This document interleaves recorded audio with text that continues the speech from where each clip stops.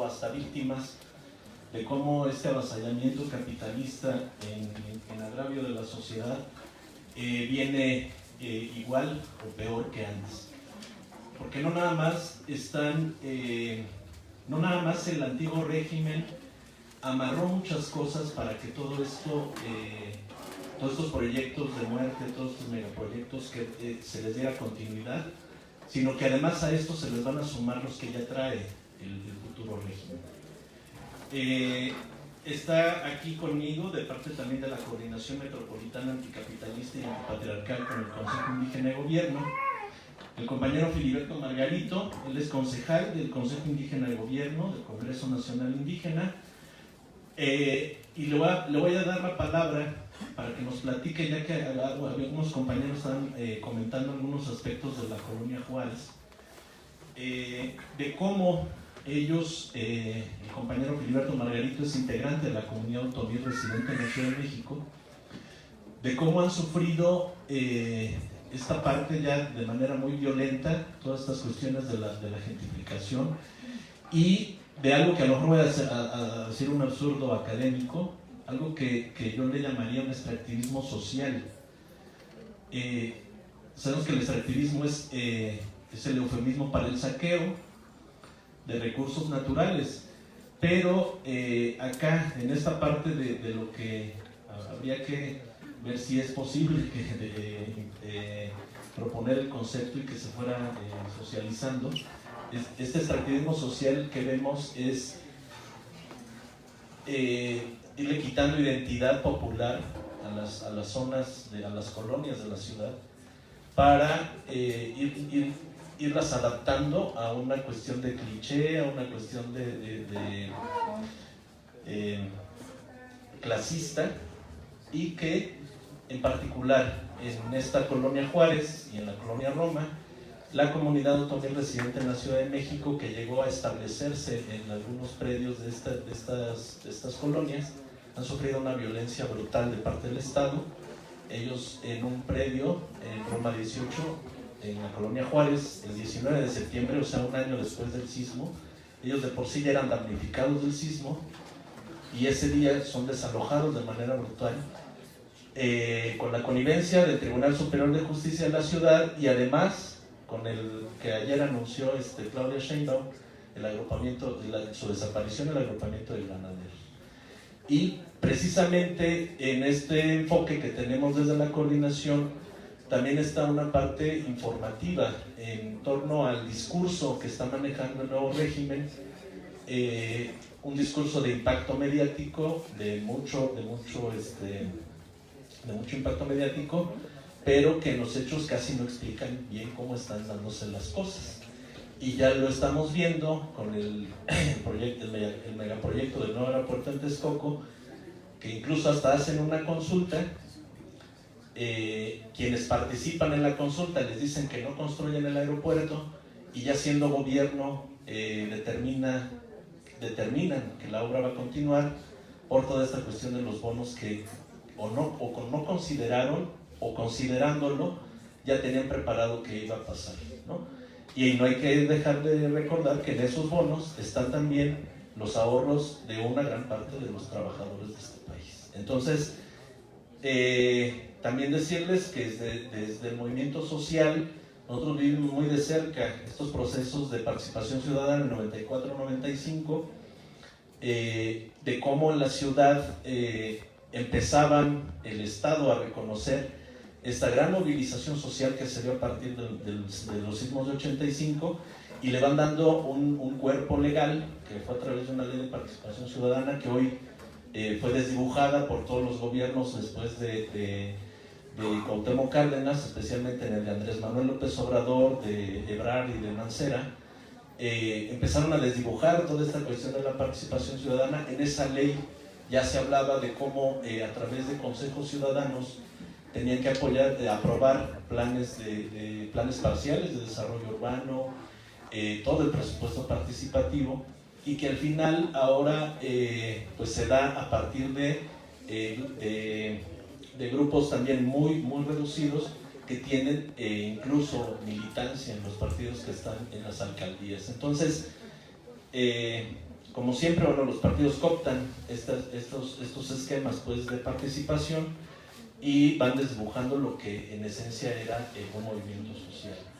Esto que también trajo la constitución del Instituto Nacional de Vivienda, cuando en la ciudad determinan que todos los fideicomisos que se habían creado después de los sismos de 85, unirlos en un solo instituto para generar vivienda social a favor de movimientos sociales, pues a la fecha el INVI se ha convertido en una inmobiliaria más, ¿no? Que además hace como que conjunta a un chorro de inmobiliarias, ¿no? El esquema de construcción en el INVI ya se cambió y ahora son cuestiones ya más de corretaje de bienes inmuebles, ¿no? Y eso, bueno, evidentemente también impacta en todas estas cuestiones del uso de suelo y de las licencias de construcción, y que al final pues han ocasionado también con respecto a las licencias pues las desgracias que vivimos el año pasado. Entonces le voy a dar, antes porque vamos a hablar también desde la coordinación de los megaproyectos, especialmente del Tren Maya, el tren transísmico, le voy a dar la palabra al compañero concejal Gilberto Martínez. Adingado Camospeg, mi nombre es Filiberto Margarito, soy de la comunidad de Otomí, presidente de la Ciudad de México. Así como lo estaba platicando compañero Víctor, somos varios compañeros de mi comunidad que unos están en la colonia Roma y unos en la colonia Juárez. Lamentablemente sí, el año pasado, el 19 de septiembre, que ya tenían un año mis compañeros de la comunidad, estaban ahora sí que resguardando el inmueble.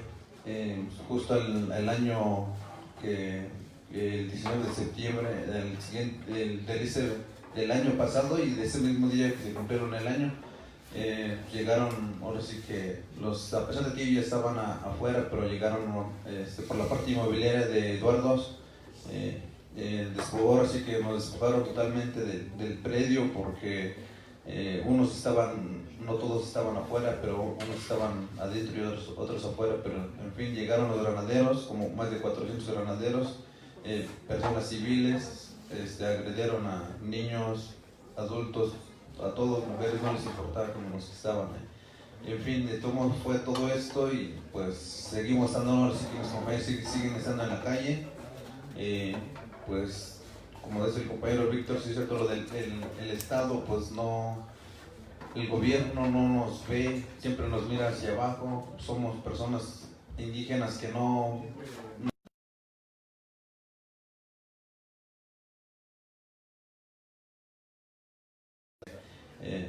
llegamos a tomar el predio, pero pacíficamente, no hubo violencia, no hubo nada, pero a nosotros nos sorprende que nuestros compañeros ya hace más de 20 años pues habitan ese inmueble, pero de un día para otro, que digamos de un día para otro, porque nadie nos reclamaba, ¿no? Pero resulta que antes de terminar este sexenio del gobierno, pues ya llega la inmobiliaria y si nos desaloja, ¿no? Entonces pues nosotros nos sorprendemos, entonces, porque esa parte de los inmobiliarios se pueden hacer eso si nosotros no tenemos derecho.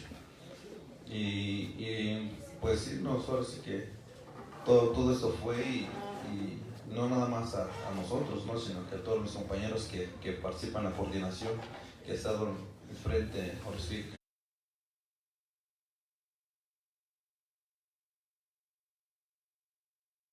con nosotros, más con mi compañero Diego García, que igual esa vez le va y le cuestiona y le dice que por qué, porque no tenían un documento o algo de desalojo, ¿no? Y va y luego lo someten, le quitan el celular realmente que estaba ahí grabando, y le pregunta, le cuestiona que dónde estaba la droga, dónde estaba el arma, dónde estaban. Es como que queriendo decirnos que es nuestro representante, pero no el representante, sino que como que una persona ya de narcotraficante, ¿no? Porque le cuestionaba que dónde estaba el arma, dónde estaba la droga, y que le tenían que decir de dónde y quiénes era él, ¿no? Entonces yo creo que pues esa parte no es justo, y si pues es lo que vivimos en La Juárez, y todavía mis compañeros siguen estando afuera, pues ahora sí que peleando, luchando, porque no es justo, ¿no?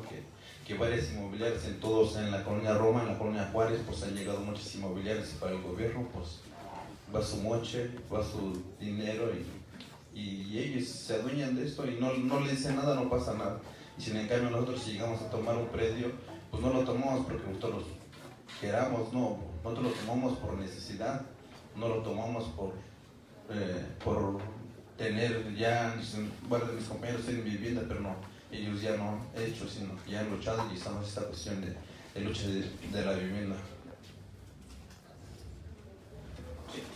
Sí, bueno, como decía, y antes de entrar ya en el tema, esta cuestión del impacto mediático que tiene el discurso del nuevo régimen, poner el ejemplo de lo que dice ayer Claudia Sheinbaum, de desaparecer el agrupamiento de ganaderos. En primera, no es una concesión del Estado, eso ha sido una exigencia histórica, incluso antes del movimiento estudiantil del 68, pero digamos que en el punto más emblemático, pues en el punto 3 del pliego petitorio del Consejo Nacional de Huelga, establecía la desaparición de ese cuerpo, pero no nos explica a dónde van a ir esos elementos. Habla de manera general que lo van a diluir en diversos agrupamientos, no explica cómo van a ser canalizados y hacia dónde. Y no hay que dejar pasar que de todas las policías, yo creo que del país, ese agrupamiento es el que menos preparación en derechos humanos tiene. Eran los más arrogantes, los más violentos de la policía en el país, quizás. Y tampoco explica qué va a pasar con todas las recomendaciones de las comisiones de derechos humanos que pesan sobre el agrupamiento de granaderos. Hay denuncias penales, e incluso en el día del desalojo de la comunidad otomí se levantaron varias denuncias penales por parte de integrantes de la comunidad y de parte del compañero Diego García, que él resultó herido y le robaron 2 teléfonos ese día, los granaderos, no nadie más. Hay denuncias penales pendientes, hay recomendaciones pendientes, hay juicios en el Tribunal de lo Contencioso Administrativo de la ciudad en contra de este agrupamiento por las violaciones a derechos humanos y la violencia que ejercieron, y nadie nos explica qué va a pasar. Es una continuidad del discurso de Andrés Manuel, del punto final, que lo único que va a generar es impunidad en todas estas cuestiones. Y también decir que cuando se da este desalojo de la comunidad otomí, presidente alrededor de esos días, siendo jefa de gobierno electa Claudia Sheinbaum, hace un llamado a los empresarios de la ciudad para crear un esquema de adoptar una colonia, es decir, empezar lo que está pasando por ejemplo en Puebla, donde Audi ya tiene un espacio territorial que es de ellos, y que ha habido incluso comunidades que han denunciado, que han incluso hasta propiciado que no caiga la lluvia en ese lugar a través de explosiones de dispositivos en el cielo. Pues es lo que está proponiendo gente como Claudio Sheinbaum, ¿no? En la ciudad ya vivimos esta situación en el centro histórico, cuando Andrés Manuel le otorga la concesión sobre el centro histórico a Carlos Slim, y vemos cuestiones muy lamentables de que el Zócalo está permanentemente ocupado por eventos de Fundación Slim, donde ellos que aluden tanto ahora a la competencia y a la competitividad entre las empresas, pues vemos que en el corredor de la Alameda Central, de nada más de Madero a Avenida Reforma, hay 5 Sanborns. Entonces, pues, ¿cuál competencia? ¿No? O sea, nada más en esa parte del corredor de Avenida Juárez. Hay más en el centro histórico, evidentemente, de estos negocios. Pero, ¿qué lógica hay para que esto ocurra? Bueno, le vamos a dar lectura a un comunicado que nosotros emitimos en las vísperas de la consulta de la presunta consulta que ordenó el presidente electo en ese tiempo, hoy presidente constitucional, en cuanto a los megaproyectos del Tren Maya, del corredor transísmico y la iniciativa de ley de desarrollo agrario. En este contexto, aunque nuestra libre determinación sea reconocida en sus leyes viciadas, no hay forma de que se detenga o siquiera se frene la acumulación capitalista basada en nuestro exterminio. Esto será posible hasta que se desmonte la finca, la hacienda, la fábrica, el campo de concentración o el cementerio, en lo que han convertido nuestro país y nuestro mundo. Pronunciamiento de la Segunda Asamblea Nacional del Congreso Nacional Indígena, Consejo Indígena de Gobierno, 14 de octubre del 2018. al pueblo de México, a los pueblos del mundo, a la Comisión Sexta del EZLN, al Consejo Indígena de Gobierno, al Congreso Nacional Indígena, a la Sexta Nacional e Internacional, a las redes de apoyo al SIG, a los medios de comunicación independientes, alternativos o como se llamen. Este 24 y 25 de noviembre se llevó a cabo la segunda consulta nacional respecto a 10 programas o proyectos prioritarios, entre los que destacan el Tren Maya, el corredor ferroviario del Istmo de Tehuantepec, la refinería Dos Bocas, la plantación de árboles frutales y maderables en 1 millón de hectáreas, la pensión para adultos mayores, las becas y capacitación laboral a jóvenes, las becas a estudiantes de educación media superior, la pensión a personas con capacidades diferentes y la cobertura gratuita de Internet. Todo esto al amparo de lo que será a partir del 1 de diciembre una política de Estado, es decir, una forma de gobernar mediante la gran simulación de una consulta que no es previa, libre e informada, como lo establece el Convenio 169 de la Organización Internacional del Trabajo sobre los pueblos indígenas y tribales. Denunciamos que la imposición del Tren Maya, el corredor transísmico, la extensión de las zonas económicas especiales, la iniciativa de ley para el desarrollo agrario y la velada decisión de convertir a México en un paraíso de inversión representa un plan de contrainsurgencia en contra de los pueblos y comunidades indígenas zapatistas, que más allá de la simulación de consulta, conlleva la explotación, despojo, represión y desprecio en contra de los pueblos que luchan y defienden su tierra, territorio y bienes naturales, que imponen las políticas neoliberales y capitalistas que se estrenan también en este nuevo gobierno. Refrendamos que la consulta a los pueblos, comunidades indígenas debe ser previa, libre e informada.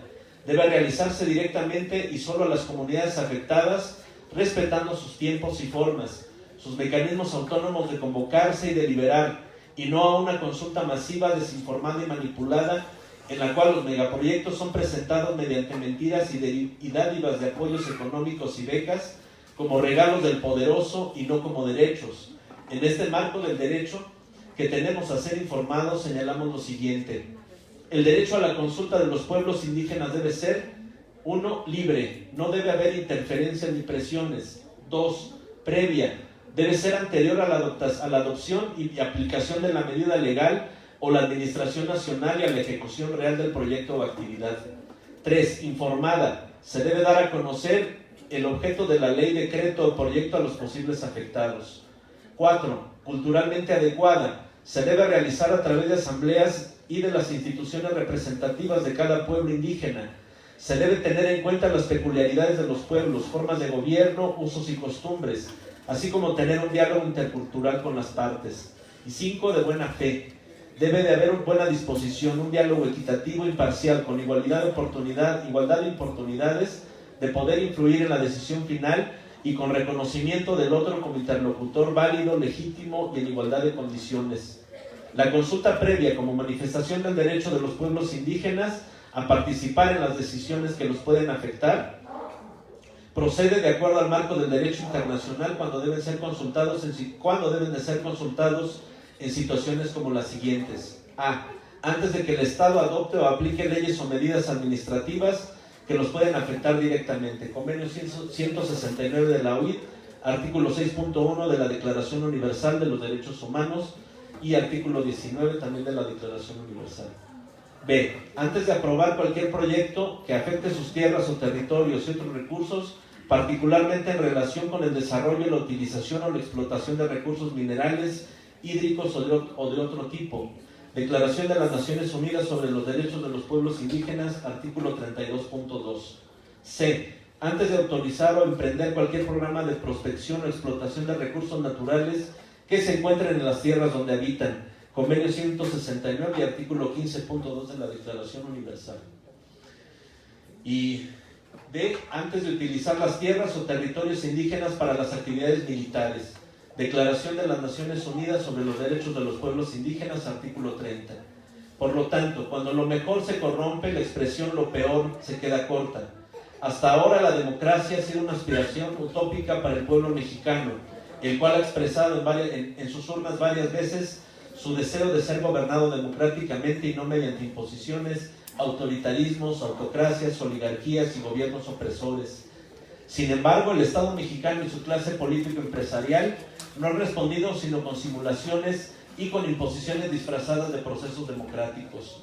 Los pueblos indígenas han luchado más de 500 años por su libertad y en cada proceso emancipador han participado y derramado su sangre para al final ser de nuevo subordinados a un proyecto de nación que los excluye y que solamente usa su imagen, su cultura y su lengua como estandarte de gobiernos y sistemas económicos que lo único que quieren es aniquilarlos. Por eso, quienes caminamos la resistencia y la rebeldía para construir autonomía como forma de gobierno del Congreso Nacional Indígena y el Consejo Indígena de Gobierno y su vocera Marichuy, reconocemos y acompañamos la lucha anticapitalista y antipatriarcal de los pueblos indígenas. Asimismo, hacemos nuestro el proceso de organización al que nos han convocado y rechazamos que una democracia electoral pretenda suplantarlos para legitimar la continuidad de la guerra de exterminio en contra de los pueblos, comunidades indígenas y todo el México de abajo. Un gobierno electo que comienza a gobernar de facto antes de asumir formalmente la titularidad del Poder Ejecutivo miente, engaña, manipula y traiciona para tratar de imponer nuevamente los mismos megaproyectos de muerte que criticó. No le importa el despojo de tierra y territorio en contra de los pueblos y comunidades indígenas. No respeta sus formas internas de organización, pero eso sí violenta sus derechos humanos y colectivos consagrados internacionalmente. Es por ello que denunciamos que la nueva iniciativa de la Ley para el Desarrollo Agrario no solo es ejemplo de la continuidad gubernamental en las nuevas reformas estructurales y neoliberales, sino que representa la legalización e institucionalización del despojo y privatización de la tierra ejidal y comunal, vulnerando con ello el derecho agrario y el desconocimiento de las comunidades como sujetos de derecho. Contra esta voluntad de autodeterminación y la capacidad de decidir su destino y su ruta de vida histórica, el gobierno recién electo pretende imponer viejos proyectos del capital transnacional, mismos que han tenido en la mira desde el siglo XIX, incluso con los abortados tratados McLean-Ocampo para ceder a Washington el istmo de Tehuantepec, el Plan Puebla-Panamá, que el capital norteamericano anunció durante el mandato de Vicente Fox, que incluía el corredor Salina Cruz-Coatzacoalcos, y con planes como la explotación comercial de la selva lacandona que Alfonso Romo, vicepresidente de facto con Andrés Manuel, proyectaba ya desde el inicio del sexenio foxista y que Carlos Facio lo ha desmenuzado muy atinadamente. Sin embargo, estos megaproyectos que el pueblo mexicano combatió y a los que resistió durante los sexenios de gobiernos panistas y priistas son ahora la bandera del desarrollo del nuevo gobierno neoliberal de López Obrador.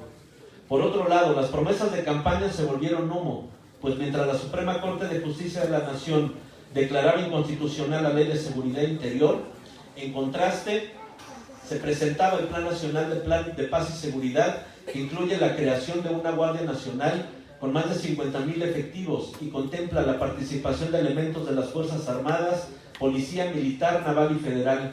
Todo ello representa una flagrante violación a altos derechos humanos, como lo señalaron organismos internacionales en materia de derechos humanos, tales como Amnistía Internacional, Human Rights Watch y el Alto Comisionado de las Naciones Unidas. Por todo lo anterior, las organizaciones, redes de apoyo al CID, colectivos, individuos y adherentes a la Sexta, integrantes de la Coordinación Metropolitana Anticapitalista y Antipatriarcal, con el Consejo Indígena de Gobierno, hacemos público nuestro total rechazo a todos estos proyectos y a la Ley de Desarrollo Agrario y al Plan Nacional de Paz y Seguridad que ha impuesto el gobierno actual. Queda claro que el nuevo gobierno ha elegido estar del lado del capitalismo para regenerarlo, lavarlo de sus impurezas y corrupción y darle un nuevo aliento a su empuje colonizador, despojador, explotador, represor y de desprecio racista.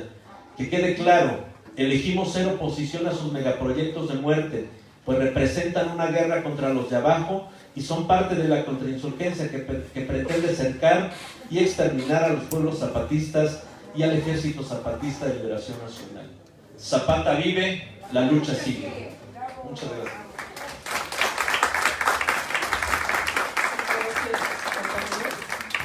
Por cuestiones de tiempo vamos a pasar a la segunda parte del encuentro y van a pasar Manu y Aldo a explicarnos cómo sigue ahora. Gracias.